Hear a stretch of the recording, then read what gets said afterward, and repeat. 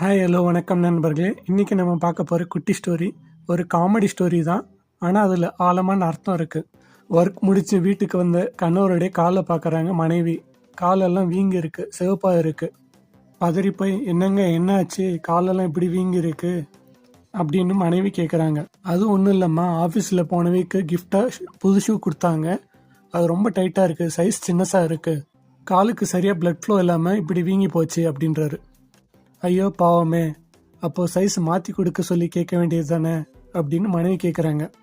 அதுக்கு அந்த கணவர், அடி போடி, office tension, work tension, school fees tension, வாடகை டென்ஷன்னு எத்தனை டென்ஷனில் இந்த ஷூவை கழட்டினதும் வர ஒரு சுகம் இருக்கு, அதை என்னால் வார்த்தையால் சொல்ல முடியாது.